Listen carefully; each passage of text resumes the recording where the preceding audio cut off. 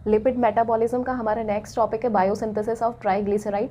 Triglyceride को try acyl glycerol भी बोलते हैं।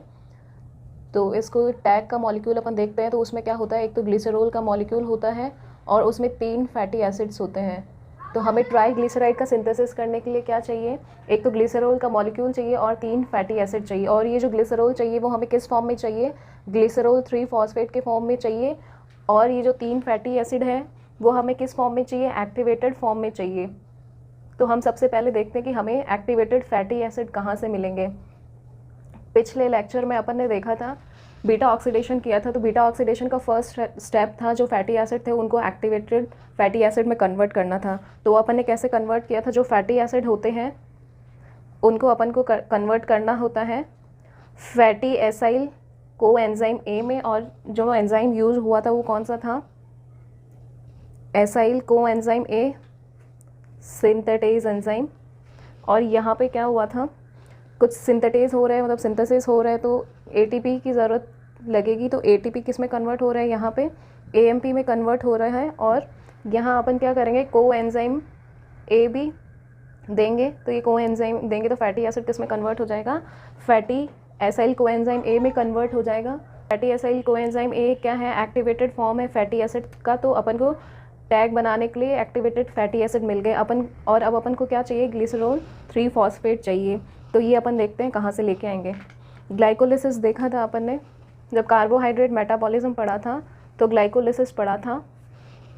और अब अपन देखते हैं जब लीवर में ग्लाइकोलिसिस होता है और एडिपोज टिश्यू में ग्लाइकोलिसिस होता है तो क्या होता है। एडिपोज टिश्यू में देखते हैं ग्लाइकोलिसिस में क्या हो रहा था, ग्लूकोज किस में कन्वर्ट होता है, डीएचएपी में कन्वर्ट होता है। और ये डीएचएपी फिर फर्दर किस में कन्वर्ट होता है, ग्लिसरॉल 3 फॉस्फेट के मॉलिक्यूल में कन्वर्ट होता है। और ये यहाँ पे जो भी कोएंजाइम को फैक्टर जो भी यूज़ में आ रहे थे वो आप वहाँ ग्लाइकोलिसिस में जाके एक बार देख सकते हैं। तो अपन को क्या करना है, ग्लाइकोलिसिस से जो ग्लूकोज है, ग्लूकोज डीएचएपी में कन्वर्ट हो रहा था, डीएचएपी फिर किस में कन्वर्ट हो रहा था, ग्लिसरॉल 3 फॉस्फेट में कन्वर्ट हो रहा था। जो अभी अपन को टैग के सिंथेसिस में चाहिए वो हमें मिल गया। लीवर में क्या होता है, लीवर में वही सेम ग्लाइकोलिसिस की प्रोसेस होती है जिसमें ग्लूकोज किस में कन्वर्ट हो जाता है, डीएचएपी में कन्वर्ट हो जाता है। और डीएचएपी से फर्दर किस में कन्वर्ट हो जाएगा, डीएचएपी ग्लिसरॉल 3 फॉस्फेट में कन्वर्ट हो जाएगा। और यहाँ पर लीवर में एक और मेथड है ग्लिसरॉल 3 फॉस्फेट के लिए, वो कौन सा मेथड है, यहाँ पे लीवर में जो ग्लिसरॉल पड़ा होता है वो अपन डायरेक्टली यूज़ नहीं कर सकते टैग के सिंथेसिस के लिए। ग्लिसरॉल को हमें सब पहले किस में कन्वर्ट करना पड़ेगा, ग्लिसरॉल 3 फॉस्फेट की में कन्वर्ट करना पड़ेगा। और इसको कन्वर्ट करने के लिए हमें एंजाइम की ज़रूरत है। वो एंजाइम कौन सा है, glycerol kinase.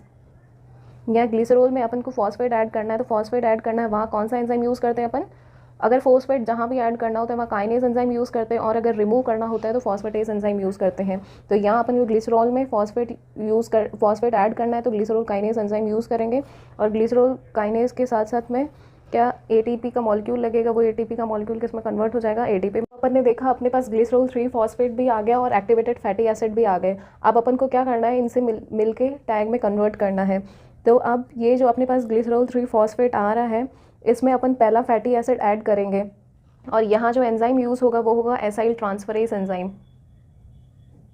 Acyl transferase enzyme ये क्या करेगा, एसाइल को ट्रांसफ़र करेगा। तो ग्लूकोज 3 फॉस्फेट में अगर अपन फर्स्ट फैटी एसिड ऐड करेंगे तो अपन को क्या मिलेगा, लाइसोफॉस्फेटिडिक एसिड मिलेगा। और इसी लाइसोफॉस्फेटिडिक एसिड में अपन दूसरा फैटी एसिड ऐड करेंगे तो अपन को क्या मिलेगा, फॉस्फेटिडिक एसिड मिलेगा। इस फॉस्फेटिडिक एसिड को अपन डाई एसाइल ग्लिसरॉल भी बोलते हैं, डाई एसाइल ग्लिसरॉल। और इसके साथ ये फॉस्फेट ग्रुप भी क्या है, ऐड है। और एंजाइम वही सेम एंजाइम यूज़ होगा, ये यहाँ पे भी एसाइल ट्रांसफ़र करना है तो एसाइल ट्रांसफरेज एंजाइम यूज़ होगा। फिर ये जो अपन को इसको टैग में कन्वर्ट करना है तो टैग में अपन ने देखा कि उसमें फॉस्फेट नहीं होता। तो ये फॉस्फेट अपन को अब क्या करना है, यहाँ से रिमूव करना है। तो रिमूव करना है, ऐड करने के लिए काइनेज एंजाइम होता है फॉस्फेट को ऐड करने के लिए। और उसे रिमूव करने के लिए कौन सा एंजाइम यूज़ होता है, फॉस्फेटेज एंजाइम यूज़ होता है।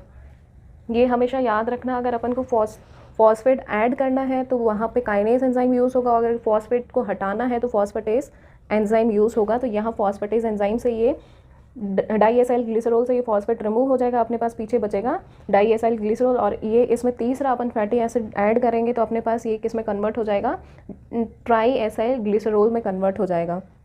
तो ये अपने पास टैग का सिंथेसिस हो गया with the help of glycerol and fatty acid. Glycerol को अपन ने ग्लिसरॉल 3 फॉस्फेट के फॉर्म में यूज़ किया और फैटी एसिड को एक्टिवेटेड फैटी एसिड के फॉर्म में यूज़ किया, और अपन अपने पास ग्लिसरॉल 3 फॉस्फेट कहाँ से आया, ग्लाइकोलिसिस से आया, और एक्टिवेटेड फैटी एसिड अपन ने एक्टिवेट कर लिया, और उनसे जब ग्लिसरॉल 3 फॉस्फेट में फर्दर अपन फैटी एसिड 1 2 3 ऐड करेंगे, 3 फैटी एसिड ऐड कर देंगे ग्लिसरॉल 3 फॉस्फेट के मॉलिक्यूल में, तो अपने पास ट्राई एसाइल ग्लिसरॉल का मॉलिक्यूल आ जाएगा। तो ये हुआ अपना biosynthesis of triglycerides. Thank you.